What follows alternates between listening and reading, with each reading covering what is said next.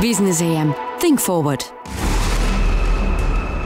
A warm welcome here at Business AM Radio. I'm Sofie Sonck, and the following hour consists of a dedicated talk with a Ukrainian expert on security and defense analysis, Mr. Mykhailo Samus.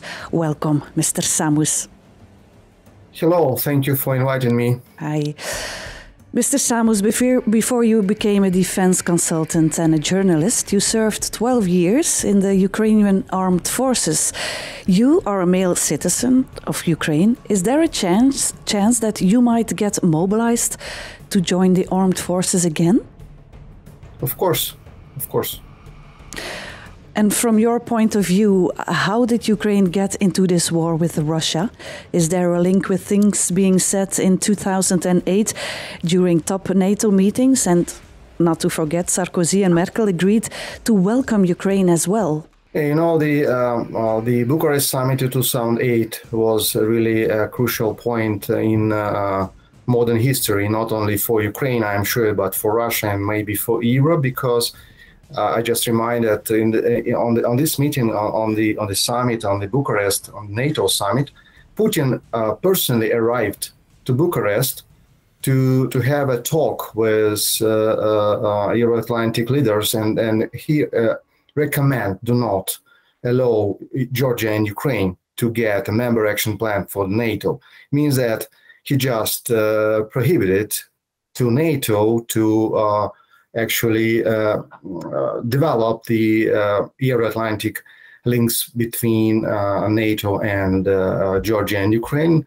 who actually very, very wants to be in NATO and made a lot. I just reminded in 2005 and 4 we had a first Ukrainian revolution, and actually one of the motivation of this revolution was to be in European and NATO, and 2008 we hoped that our friends in Europe and United States and Canada will allow us to be closer. Unfortunately, Putin got the very successful visit to Bucharest, and from this point of time we had a new history, because immediately after Bucharest, Putin attacked Georgia, very symbolic, after they didn't allow Georgia to be a member action plan for NATO.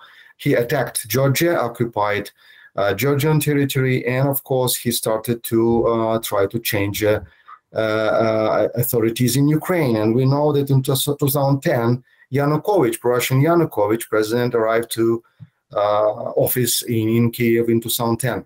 And after this, we have this very tough story about Yanukovych, about revolution of dignity in 2013, and then finally Putin attacked Ukraine directly in 2014 and occupied Crimea and Donbass.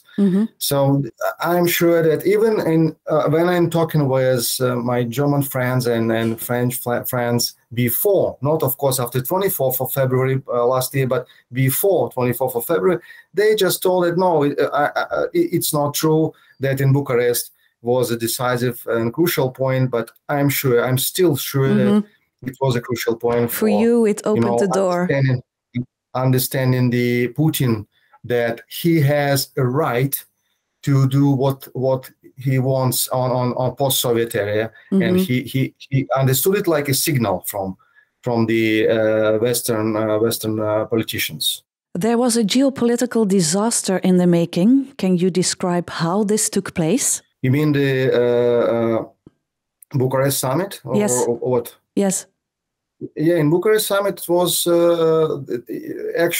started even earlier. In Munich Security Conference 2007, Putin had a famous Munich speech, which famous because Putin described what Russia is going to do next, I would say, decade. And actually what we see now, it was described him in 2007. He told that Russia is going to make a revenge after the collapse of Soviet Union, which Putin described as the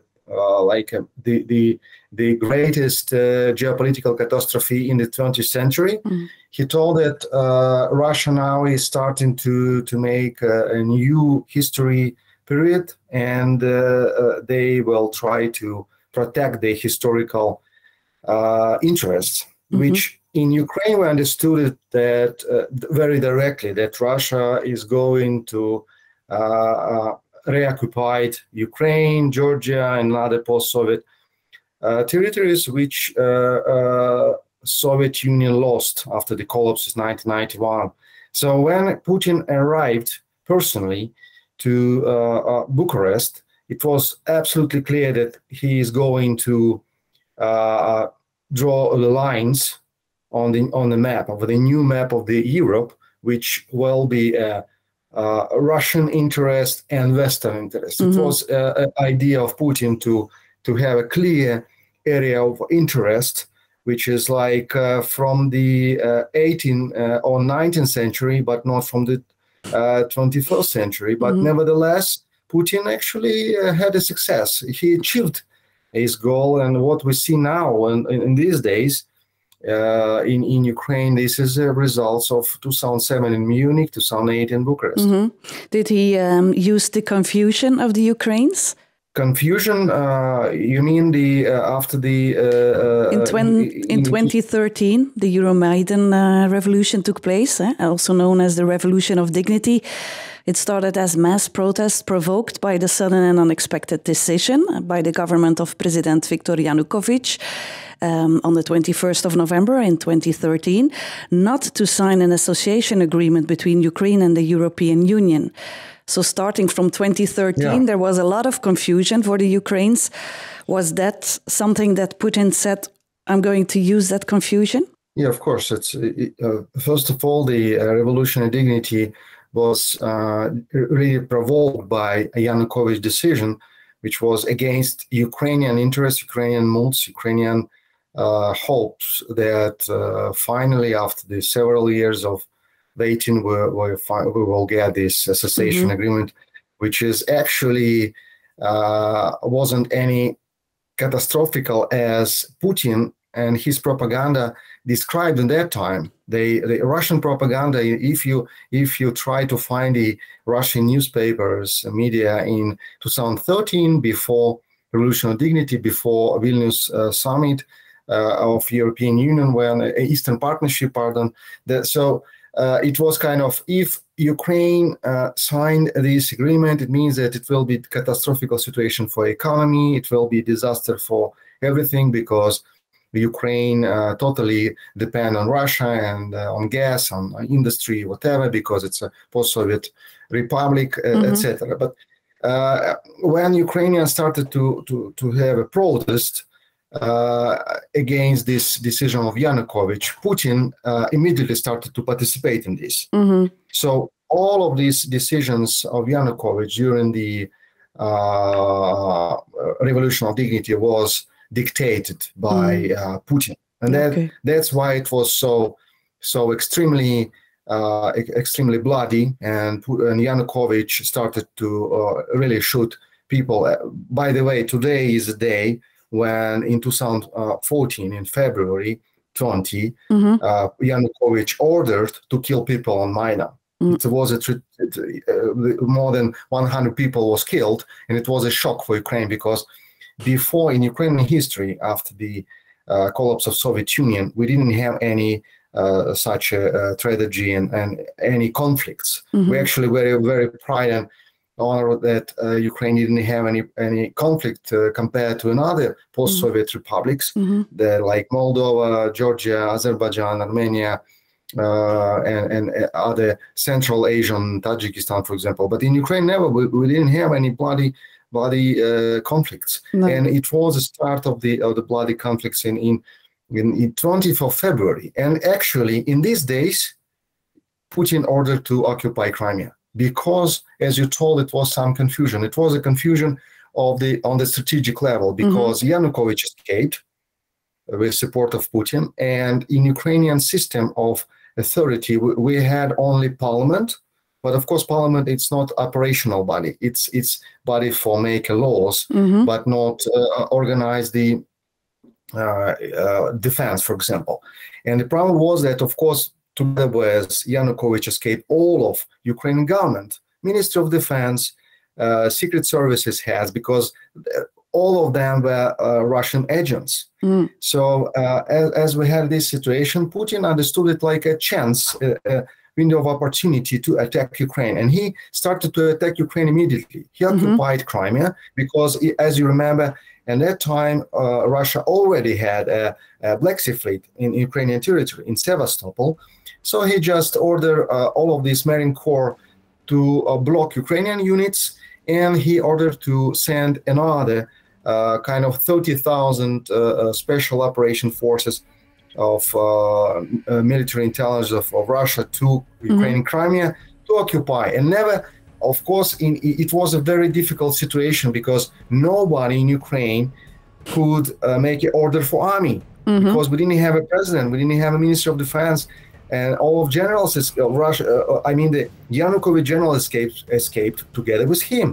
So we had some generals, but it was very difficult to get an issue responsibility for these orders. So it was a situation when units in Sevastopol and Crimea, they just waiting for order when Russians started to block them and occupy them. And of course, it was a situation when Putin took this window opportunity to occupy Crimea and immediately started to make operations, hybrid operation Donbass. Yes, we will go further on that topic in a few minutes. We're leaving the conversation for a little while, but we'll be back shortly with Mr. Mykhailo Samus. Business AM. Think forward. And we are back with Mr. Mykhailo Samus, Ukrainian expert on security and defense analysis. And we're still discussing the ongoing war in the Ukraine. Mr. Samus, maybe the separation from Russia was always about to happen. It was not a question if that would ever happen, but when it would happen. Is that correct? You know, Ukrainian state that had a own history, and actually it's very interesting that Kiev Rus was a strong European state when we didn't have any Russia, of course, and didn't have any Moscovian kingdom, which were created by Kiev king by son of the Kiev king, and sent into a new territory to the east, and they created a new town in Moscow. And if we're talking about our history, Russians always trying to stall it and trying to create a new history without Ukrainians. So they play with names. So in reality, Ukrainians, it's Rus people, because we had a name of Russische or Kievan Rus or Rus people. But Russians, they had Moscovians. And in some period of time, they just got this name, they got the all of history, they got our church actually, because what they call a Russian church was created in Kiev, not in Moscow, because Moscow didn't exist that time. So it's if we're talking about the separation from Russia, we always were different, absolutely different. We had a different story, different history. We Ukrainians are Europeans. Moscovians always belongs to Asian more. I am not talking about that it's bad or good, but it's reality. Where belongs to Europe, Moscovians belong to Asia. This is a differentiation between us, and actually this is explaining why we try to be separate. And it's not, I'm not sure that it's bad to be separate, but to be good neighbors. But for Russians, it's impossible. They dreaming about empire.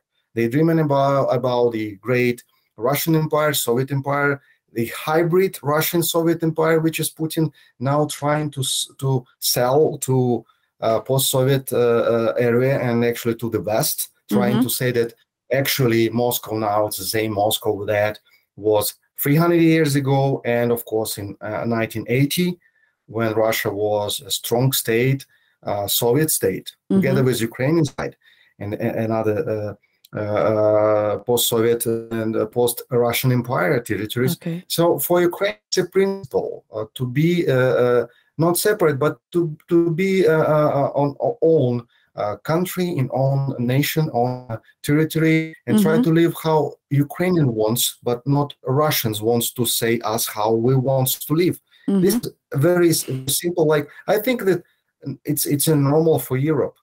Many Ukrainians felt that the government betrayed their aspirations towards Europe. Thus, the movement was dubbed Euromaidan. Thousands of people protested in many cities across the country. And in Kiev, over 100,000 protesters took on streets and tents were installed on the Maidan.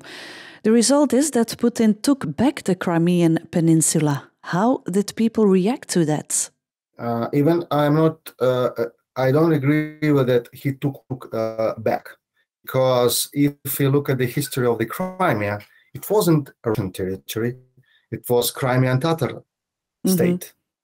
It was a very long story. If you look at the history of Crimea as a territory, it wasn't Russian.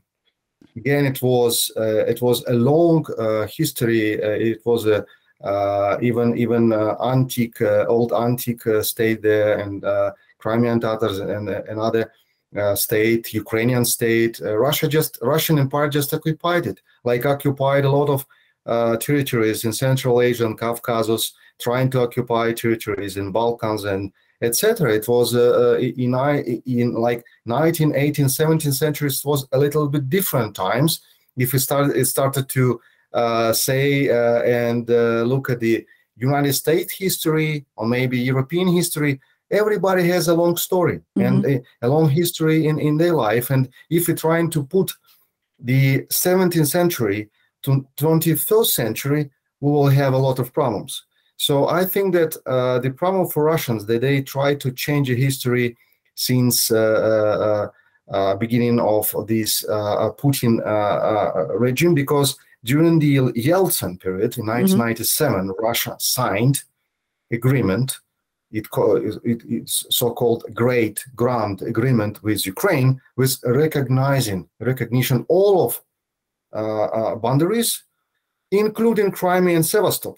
It was in 1997. Of course, it was a long time after the collapse of Soviet Union. It was a Budapest memorandum. You remember about it, that Ukraine just told that, okay, we will give you up all of nuclear weapon, all of 127 intercontinental ballistic missiles, 2,000 tactical nuclear warheads from Ukraine to Russia.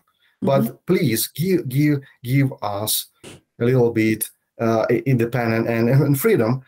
Instead, Russia, agreed to sign this agreement in 1997. But when in 1999, Putin arrived to the office, he told that, okay, I will change the history. And he told this before 24th of February, last year, he told that Lenin created Ukraine.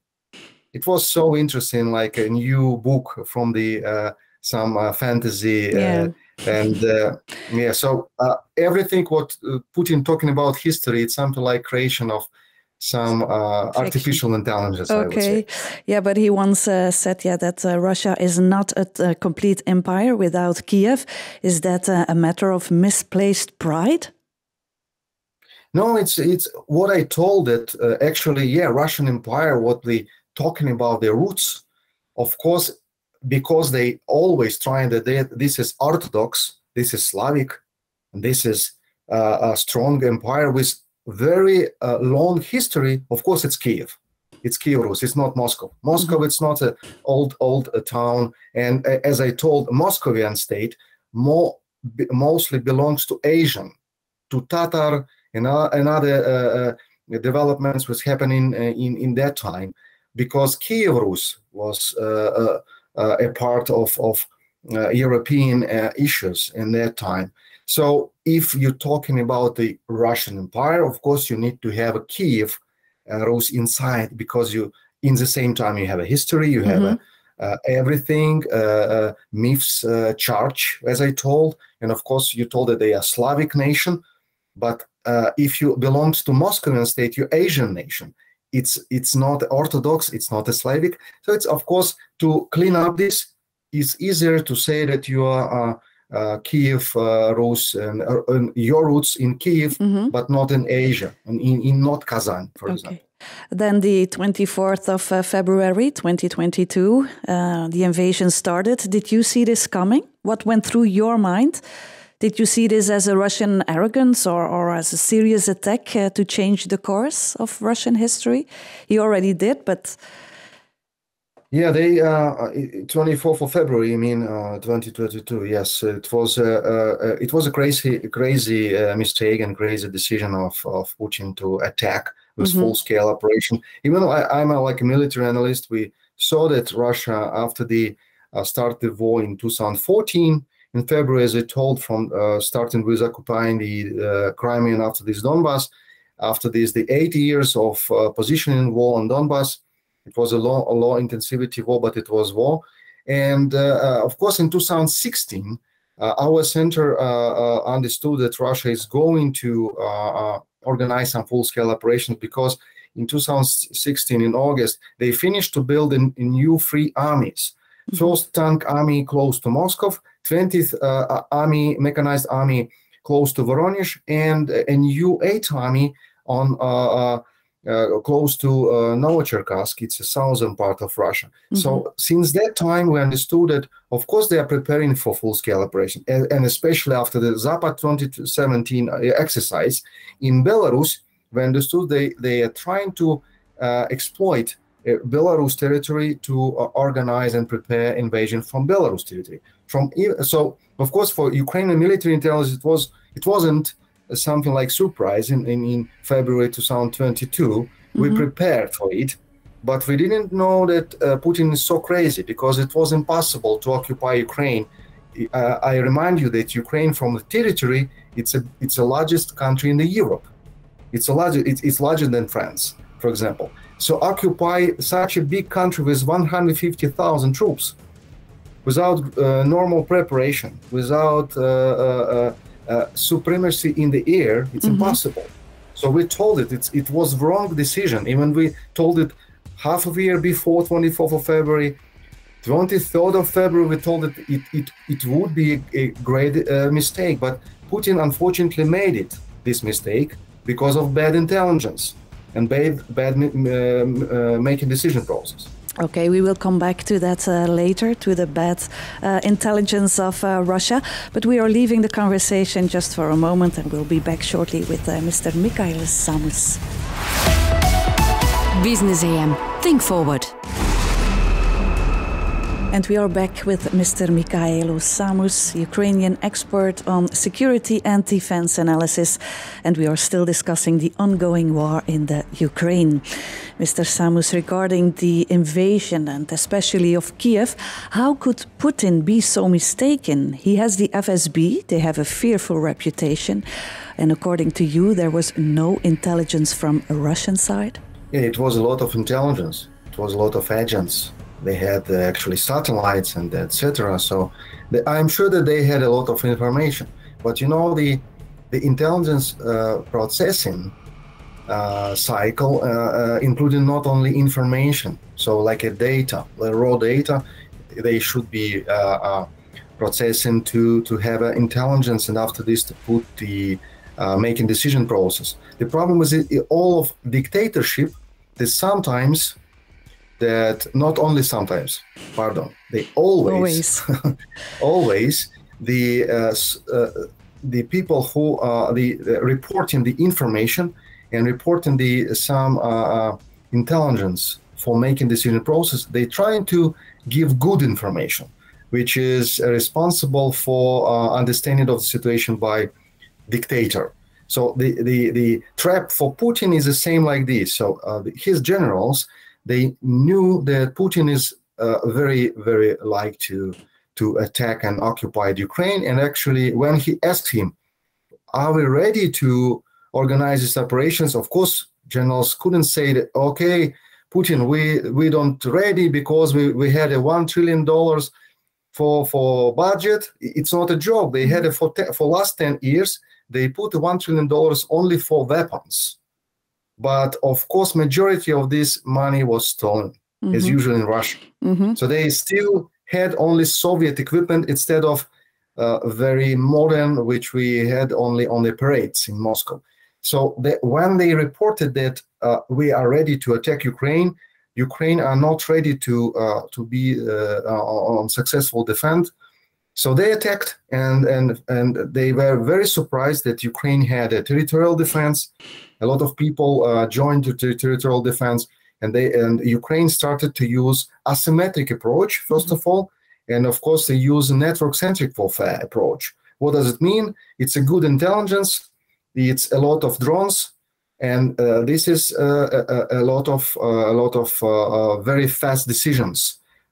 So real-time decisions based on very accurate intelligence and very good, let's say, execution by the weapons. Mm-hmm. So if you have this, it doesn't matter how many people your enemy have. If your enemy is using 20th century tactics against network-centric warfare. Yeah. So the Ukrainians were ready. You already told you started building an army from 2016. You were really ready with a lot more soldiers. Yeah, I mean that, we started build army in 2014 in reality, because before 2014, in Ukraine, we didn't have a real military doctrine. So in our reality, political reality, when we had a lot of changes of during elections, different political views, because, for example, President Yushchenko was very pro-Western, and he told that we need to be in the NATO. After him, President Yanukovych told that we should be a neutral state without actually military and very close to Russia. So can you imagine how it impact on the defense? Mm-hmm. It means that we didn't build actually armed forces in reality. We just had a shorter and smaller Soviet army without investment, without a new weapon, and it was really a tragedy with Ukrainian armed forces before 2014. Mm-hmm. After the Russia occupied Crimea and started the war against Ukrainian Donbass, immediately Ukrainians started to build new armed forces based on voluntary battalions, started from the people from Maidan. So it was kind of Maidan finished, and people who participated in protests, they told that we should protect our Ukraine and go to the front, and new voluntary battalions. So it was kind of a new territorial defense. And since 2014, a new Ukrainian armed forces based on volunteer battalions after these brigades, and we started to build all of this stuff together with professional armed forces, hardcore. Mm-hmm. So in 2022, we had a pretty good armed forces which were ready to protect our territory and protect Ukraine against Russian full-scale operation. Yeah. Could you say that by failing the Ukraine right now, like Putin is doing for the moment, he is destroying also his own legacy and maybe even Russia? It seems like he's destroying Russia step by step. How do you see this? Yeah, I would say that, from our point of view, from Ukraine, from Europe, it looks very strange what Putin is doing. But unfortunately, what I mean that in normal democratic state, Putin will be get rid of from the office immediately after these decisions, which is absolutely against the Russian interest, if we look at the reality. But unfortunately, Russia is dictatorship, and unfortunately, the trends inside of Russia is going opposite from our, let's say, dreams. So it's not going to be final for an end for Putin regime. I'm sure that after the tragedy on the front for Russian armed forces, it will be even more stronger dictatorship in Russia, and Putin will create a very close country, society, very let's say Iran or even North Korea, outside of any European links and links with any normal country, I would say. Yeah, there is no more hybrid reality at this moment. You're either Ukrainian or you're Russian. That seems very complex, not only now in a war, but also when the war is over. Is that going to be possible to live together? You mean Ukraine state and Russian state? Yes. Or the small part of Russians.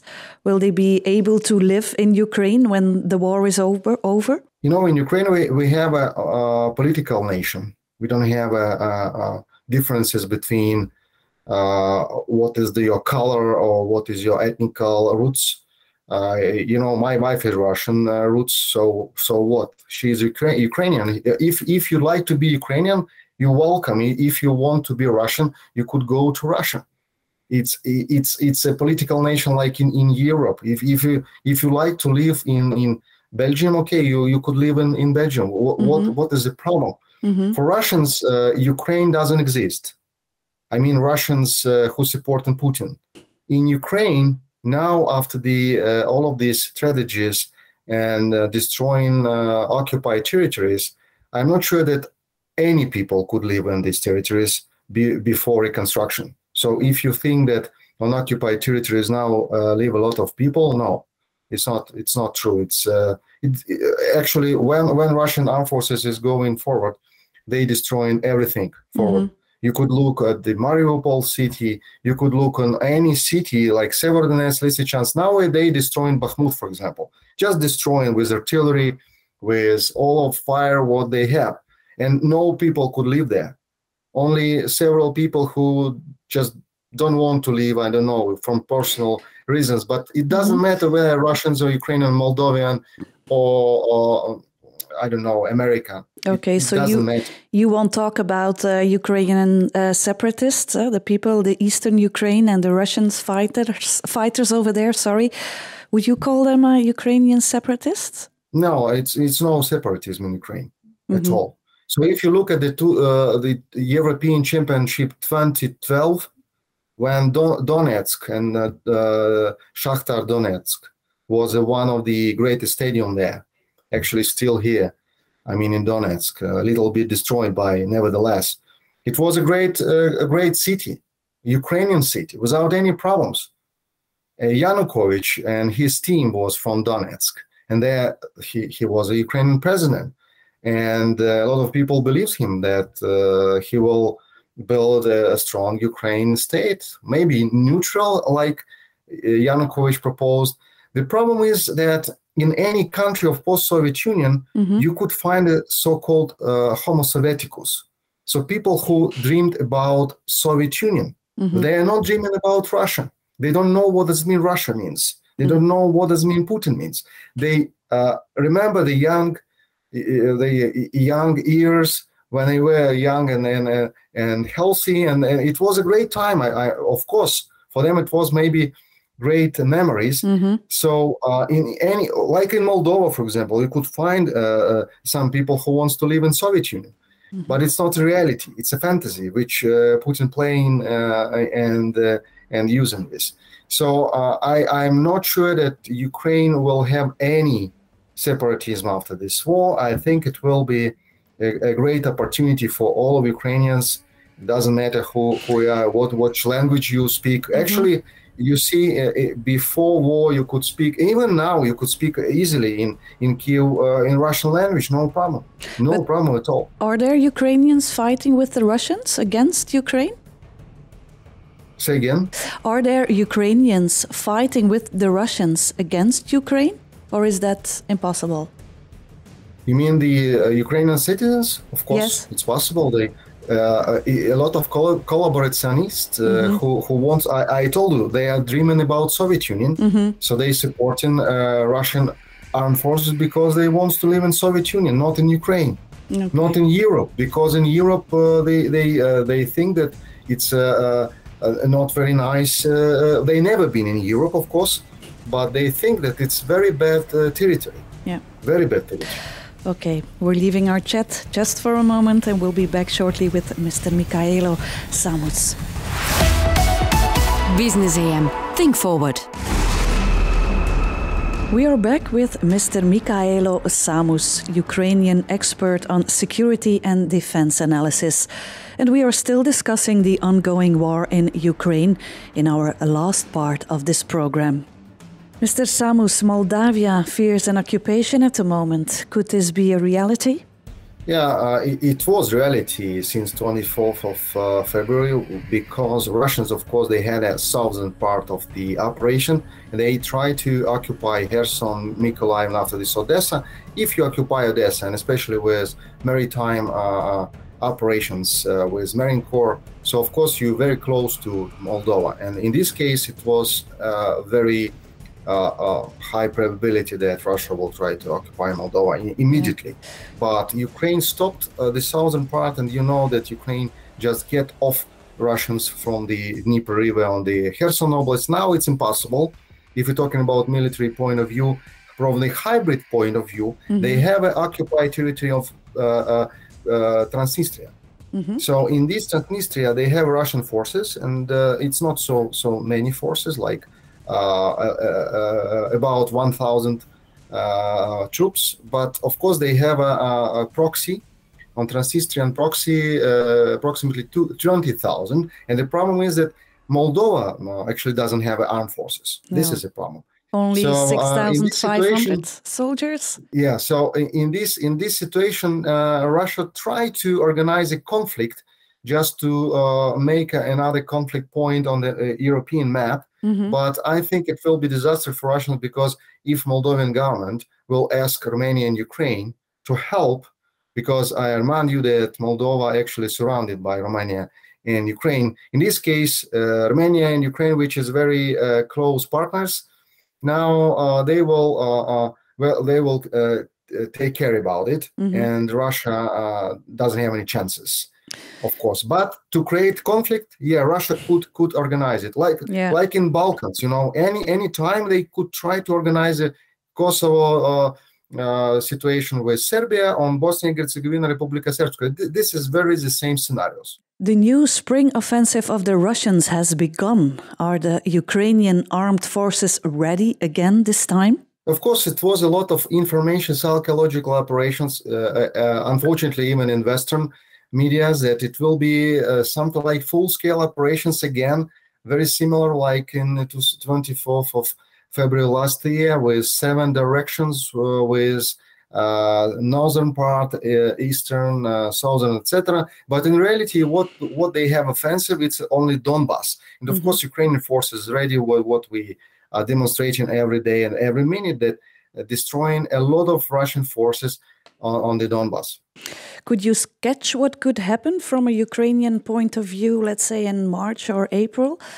Because these are crucial weeks. What should be the best tactic from a defense and offensive point of view, you think? It's clear that Ukrainian forces now is preparing and concentrating equipment and forces for next counteroffensive and offensive operations, because you know that we had a Ramstein meeting, we had a different meetings on international level, we had a Biden visit now, and all of this is connected to helping to Ukraine to get a new heavy weapon, like tanks, armored fighting vehicles, like Bradley, Striker, Marder, whatever, to create a new Western type mechanized brigades to organize this offensive operation. It's not about defense, for sure. We don't need all of this stuff just for defense. This is offensive operation. So it's obviously the Ukrainian forces is preparing for next month for offensive operations. But now Russia will try to make a break in the situation, trying to occupy all of Donetsk and Lugansk Oblast. It's actually Donbas, what we call in Donbas, to maybe even to declare victory, to declare that all of goals of so-called special military operations declared by Putin achieved. So now stop and propose negotiations to Ukraine and West. So it could be a plan for Putin, but in the same time, Ukrainian armed forces staying and defense very strong, and they are not allowing to occupy all of Donetsk and Lugansk Oblast, which is, of course, a dream and plans for Russians for already for months. But what would happen if President Zelensky was to be neutralized? Of course, it's a very tough question, but in the same time, if we have two scenarios, for example, if Putin neutralized and Zelensky neutralized, absolutely different effect on Russia and Ukraine. If Putin neutralized, it means that all of these concepts of war against Ukraine will disappear. Nobody in Russia, except Putin, who is a personal project to revenge of geopolitical catastrophe of 20th century and rebuild Soviet Union, it will be absolutely catastrophical for Russia, and it will be a disaster for leadership, and it will be a lot of changes. I am sure that it will be a stop of war. But if Zelensky will neutralized, it means that in Ukraine will be even stronger, intentions to fight against Russians. It will be the moral will be higher, even higher than now. And of course, in democratic state, we don't have a kind of genius leaders. We have a collective understanding of our nation, what we need. We need to protect our territory. It doesn't matter who is the president. It means that Ukrainians will fight. So with different scenarios, if Putin or Zelensky neutralized. What might be a game changer for you in this war? Might it be the fall of Bakhmut? Because then the road to Kramatorsk lies open. What could change the ongoing situation? From military point of view, nothing. Talking about Bakhmut, it's mostly Russian propaganda that because it's a not very big town, if you see on the map, and of course it's every town should be protected from Russian invasion, from destroying. Now Russia just destroying it, just destroying with artillery, missiles, whatever. It's just actually, I think that they will destroy it finally. But I'm sure that Ukrainian armed forces will do the best to keep it.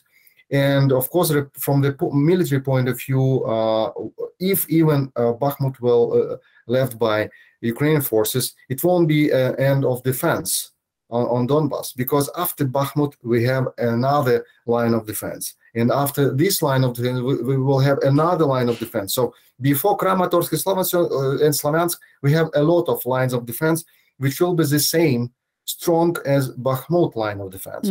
So for Russians, it's crazy talking about occupation of the largest country in Europe and talking about the several months about the occupation of one town.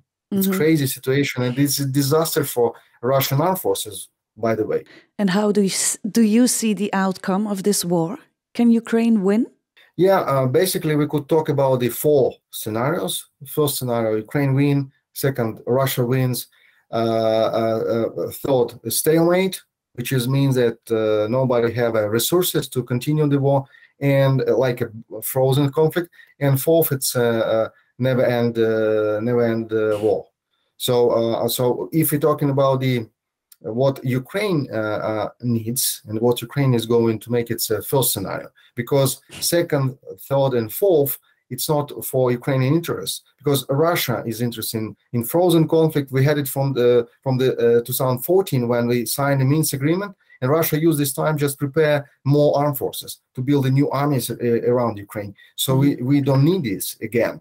And talking about the never end war, of course, it's for Putin is better, because without Western support for Ukraine it will be very difficult, not only military but economically. It's a huge amount of resources needs to stop Russian invasion. Actually, by the way, Russia is the largest country in the world. They have largest, almost largest armed forces in the world. So Ukraine fighting asymmetrically, but we need a lot of resources, and of course we need to stop this war this year. And I hope it will be, a victory of Ukraine. Besides winning this war, how do you see the future of Ukraine? Future of Ukraine is very easy. We actually Ukrainian decided on it several times in the revolutions. We want to be in European Union, one of the successful European nation, to live together with all of Europeans, to build our future together for a new technology, new comfortable life, and new freedom, actually, because it's a main value. If you're talking about what does it mean Ukraine, it's a freedom, and freedom, it's a value, the basic value for Europeans. So this is our dream, and I think that we'll do it. Okay. And as President Biden has just visited Kiev, what is the impact of such a visit? Talking about the current situation, we just talked that it's very crucial for Ukraine to be supported, of course, with weapon, but of course to have a signal for Ukrainian nation that all of our friends, allies, partners together with us on this tough time.